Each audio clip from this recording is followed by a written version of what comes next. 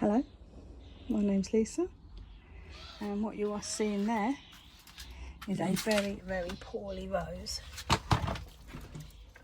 with no root, just popped straight out of the ground. It was only being held up by a stake and a strap. That's why it's as ill as it is. And I think, gone. One little bit on it, we'll leave that. And why have I dug it out?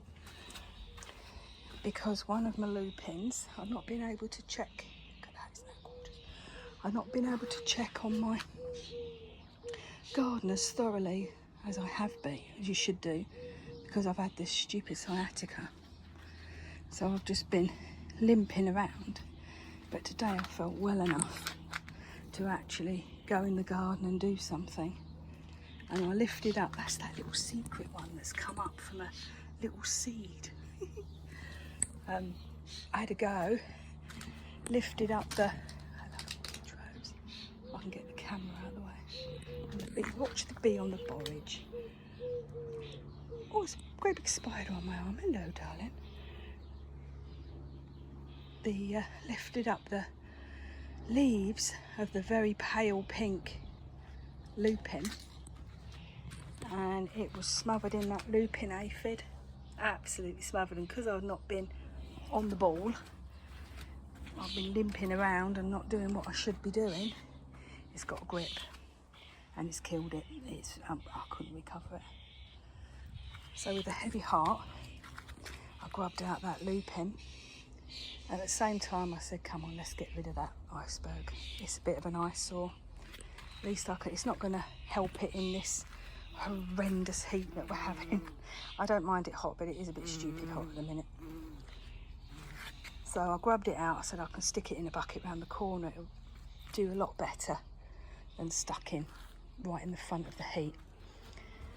So we've popped the rose out, and as you see, the poor old rose don't look that great, does it? That was the stake that was holding it in, see? There was absolutely no root. So I'm just making this video just to, I've sat here and I'm feeling really sad because that's got to be 60 years old and it's gone on my watch. So I am upset. But this happens, doesn't it? It happens and it opens up opportunities. That's what they say, don't they? But I'm not feeling it at the moment. I'm feeling sad at that lovely rose that the lady before the lady we bought the house off of had. And she was told when they bought the house by the old lady that it was a wedding present, anniversary present from her husband. So, you know, I feel rotten. I feel rotten. Anyway, got to celebrate, haven't you? Got to celebrate the wins, learn from the losses. Oh, you do look like you want some water. I would look. Also, it got the campanula, but I've dug the campanula up. That looks hearty. I'm sure you'll agree.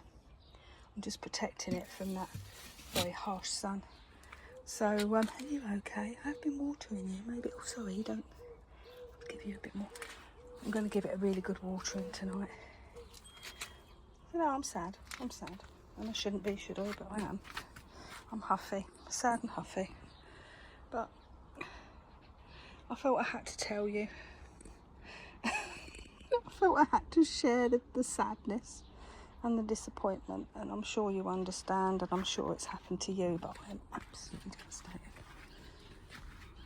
I knew it was coming out, but I thought I was going to pop it out and love it and bring it round like I do with everything else. But no. Gone. So I've just got to get over it, and right, sorry, this is Mizog. Next one will be happy, promise you. Promise. I will be happy next time. I mean, that is good. Look at that. Just little things like that. Look at the way it's just organised itself into a little delicate cascade. I'll make sure I try and see that every day. Give it a little special nod. Well done. You look beautiful. Right, I shall love you and leave you, and I shall spend the rest of the day in Mizog complain. What? Oh, I shall go now because my words have gone. I'm angry. Angry, disappointed and sad. There, that's the day. Angry, disappointed and sad. Catch you next time. Bye.